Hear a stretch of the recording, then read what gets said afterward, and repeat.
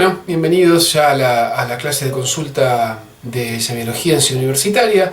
Ya próximos al parcial, llegaron unas cuantas preguntas vinculadas a los contenidos vistos en esta segunda parte del cuatrimestre.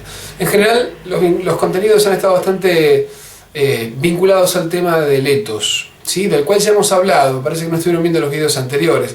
Básicamente, a ver, una pregunta. ¿Es lo mismo el etos extradiscursivo, pregunta de Nuria, y el garante? A ver, primero, el etos extradiscursivo no existe. ¿Sí? Menguenó distingue entre el etos discursivo y el etos prediscursivo, ¿sí? Es decir, entre el etos construido en el discurso y el etos preexistente, la identidad preexistente. La figura del garante es una figura difícil de recortar. ¿Para qué la plantea Menguenó? Menguenó plantea el garante como una forma de mostrar qué es lo que une las diferentes construcciones éticas, las diferentes características del mundo ético. Es decir, dentro de un texto, una persona se presenta a sí mismo de diversas maneras. En algunos momentos se presenta su etos basado en el saber, en otros basados en la experiencia, en otros desaparece y da lugar a un discurso objetivo, entonces el etos se muestra como sabedor, etc. El garante es lo que le da unidad a todas esas características éticas, es lo que le da unidad a todo ese mundo ético, con H, ¿sí? Piensen en esto. A los que les guste la radio o les guste la música, ¿nunca les llamó la atención cuando vieron por primera vez en televisión o personalmente a un locutor de radio o a un periodista de radio o a un músico que no conocían?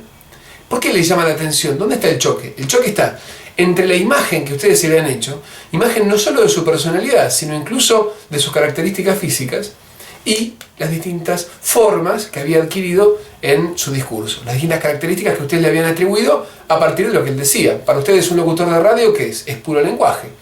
En el momento en que lo ven, comparan esa identidad que ustedes habían construido con esa corporalidad efectiva que hay.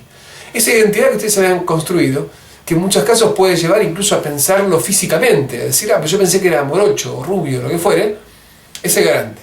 Es esa corporalidad, esa persona que ustedes construyen a partir de las diferentes características del etos presentado en ese discurso. Bien, con esto quedan respondidas unas cuantas preguntas sobre etos y garante que había dando vueltas por ahí. Si el concepto de garante entonces es aquella personalidad, aquella corporalidad simbólica, pero también material, imaginaria, que construyen los textos y sus destinatarios sobre, o que dan unidad al mundo ético del hablante, a esa serie de características del etos que presenta el hablante. Dice, ¿el etos se puede construir más allá del discurso?, pregunta Nicolás. Había entendido que sí, pero luego leí en el texto lo siguiente: el etos es una noción discursiva, se construye a través del discurso, no es una imagen del locutor exterior a la palabra. A ver, ¿qué significa que se construye en el discurso, que es una noción discursiva? Que el etos es una identidad construida por múltiples discursos. El etos prediscursivo, es decir, anterior a que un hablante tome la palabra, está construido también por discursos previos. Lo que se refiere es a que el etos no es algo observable por fuera de lo simbólico, no tiene que ver con las características físicas, fisiológicas de los hablantes, sino que se construye discursivamente, simbólicamente, ¿sí? En definitiva, cualquier identidad social es construida de manera simbólica. No existe antes de su representación discursiva por múltiples discursos que nos construyen. Piensen cuando ustedes eligen un horario, por ejemplo, para cursar una materia, no conocen ni a sus profesores, ni al titular, ni a los ayudantes, ni a nadie. Sin embargo, ya tienen, en muchos casos, una serie de ideas acerca de quiénes serán, cómo serán, cuáles convendrá más, cuáles convendrá menos. ¿Por qué? Porque discursivamente le fueron construyendo la identidad de esos hablantes.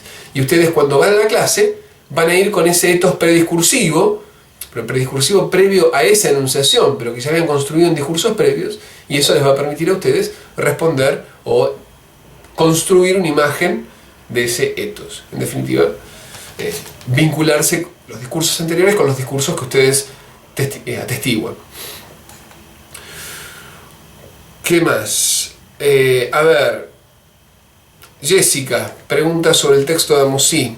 y quiere comprender esta cita. Dice: los argumentos corresponden al logos, las pasiones al patos y las costumbres al ethos. ¿A qué se refiere con esto? Recuerdan que Barthes distinguía dos grandes vías, la vía lógica y la vía psicológica, la vía del convencer y la vía del conmover, ¿sí? La vía lógica, la vía del convencer, es aquella que se manifiesta en los argumentos. Los argumentos, las razones, que en su caso muestra como razones externas o internas a la tecné, y dentro de las razones internas a la tecné ubica los exempla y los entinemas, ¿sí? Esa es la vía lógica del convencer. En la vía psicológica del conmover, Barthes ubica los argumentos por el ethos y por el patos, ¿sí? Entonces, el logos, ¿sí?, que acá Mossy identifica con los argumentos, son los que van a tratar de convencer por la vía racional.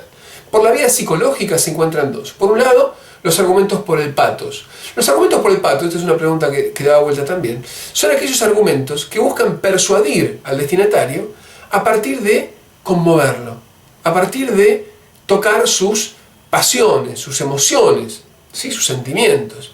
Piensen, por ejemplo, todas las campañas solidarias, ¿sí?, donde se junta dinero para lo que fuere, una catástrofe sanitaria, para los más pobres, para lo que fuere.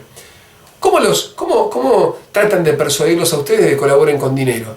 ¿Les muestran imágenes de gente de clase media que están viendo el partido el domingo? No, les muestra gente pobre, chicos desnutridos, condiciones sanitarias miserables. ¿Por qué?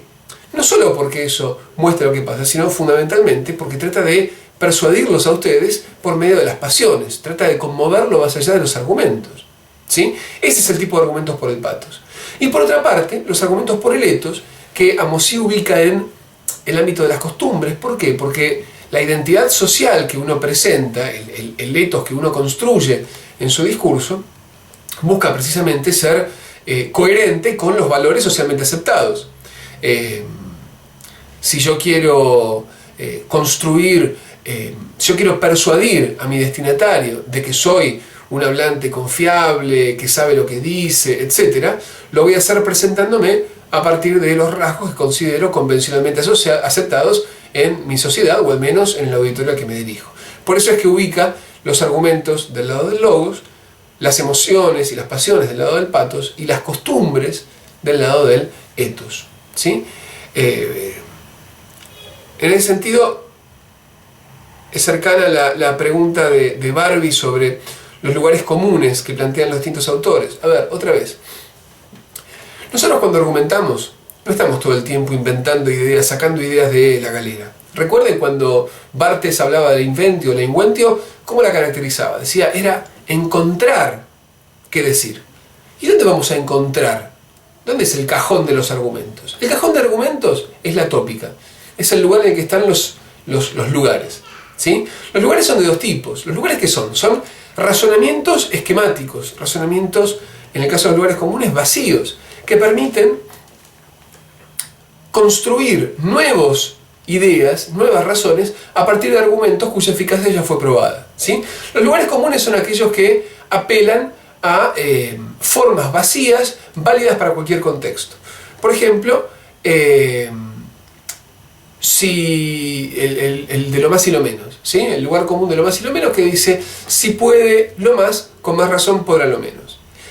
Como ven, es un argumento vacío, no tiene un contenido, no está hablando de un caso concreto. Ahora, si yo quiero argumentar, por ejemplo, que voy a llegar caminando a Mar del Plata, diré, bueno, mira, si llegué caminando a Jujuy, con más razón voy a llegar caminando a Mar del Plata.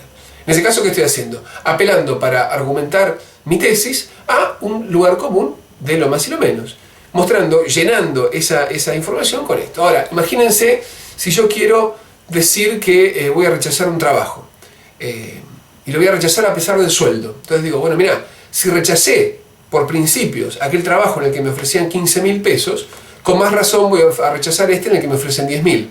¿Sí? Otra vez, el lugar común, el lugar de la cantidad del que apelo, de lo más y lo menos, es el mismo. Sin embargo, los contenidos que pongo son nuevos, y eso me permite generar nuevos argumentos para nuevas tesis en nuevas situaciones.